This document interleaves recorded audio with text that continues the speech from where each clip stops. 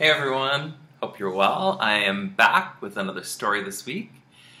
This week's book is published by Picture Window Books, and it is called Harrison P. Spader, Personal Space Invader.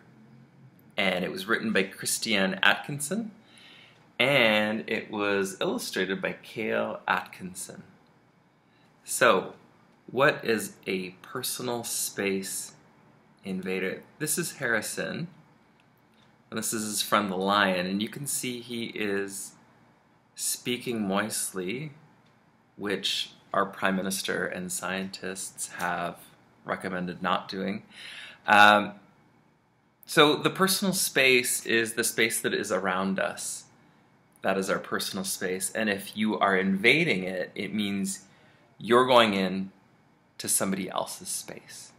And at this point in time, if you're venturing out of the house, maybe you're going to the mall or the park, we should really be physically distancing, which means we're giving people space, 2 meters, so that we can all stay healthy and safe.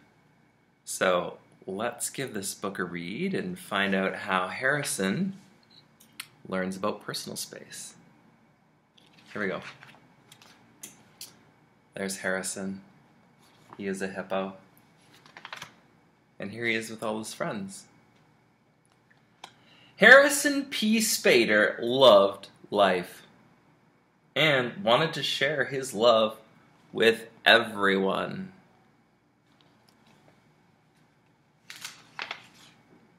However, Harrison's overly joyful ways were causing problems. When Harrison was little, it wasn't a big deal, but the problem grew every year.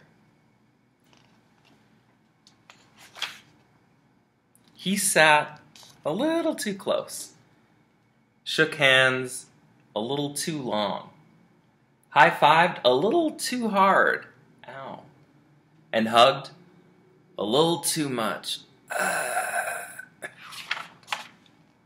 And Harrison definitely did not know the definition of a close talker. Here's the speaking moistly again. Harrison P. Spader was a personal space invader. There was that time when Harrison played center field, kind of. And then there was that other time when he went swimming with his friends. And who could forget the bus ride to the zoo or story time at the library?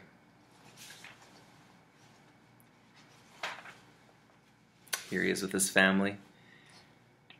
His family was used to being smothered in love. They were just that type of family.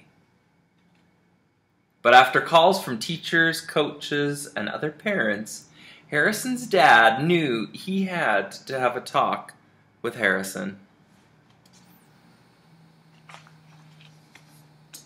So here's Harrison and his dad.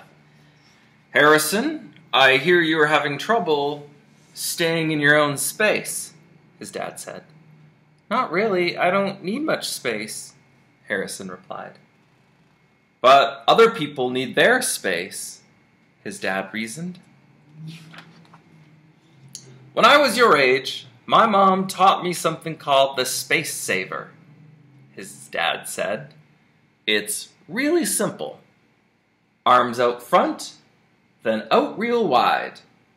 Now place your arms back by your sides. So that shows his personal space. If you can do the Space Saver without touching anyone, you have left a good amount of space, his dad told him. Harrison and his dad practiced the Space Saver over and over. By the end of the night, the entire family was doing it. And the next day, Harrison used the Space Saver every chance he could. He loved it.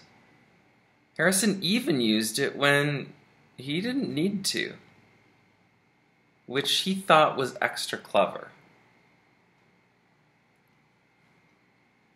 However, his teacher and friends weren't as impressed.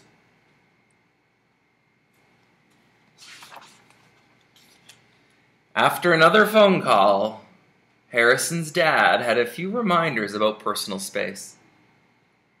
I know you like the Space Saver, but sometimes it might be too crowded for it. Then just put your arms down, be still, and try to stay in your own space, his dad said. Got it, Dad, Harrison replied. And Harrison really did get it this time. On the bus ride to school the next day, Harrison wanted to squish in a seat with two of his friends. But Harrison found himself a seat with some space instead. And that was just the beginning. At his next baseball game, Harrison really did play center field. When he went swimming with his friends, he brought his own tube. And during story time, he actually sat on his own mat and didn't move it closer to anyone. This took extra restraint for Harrison, but he did it. So it was tough for him, but he managed. Harrison didn't get it right all of the time. After all, nobody's perfect. And leaving personal space can be tricky, especially when you love life as much as Harrison does.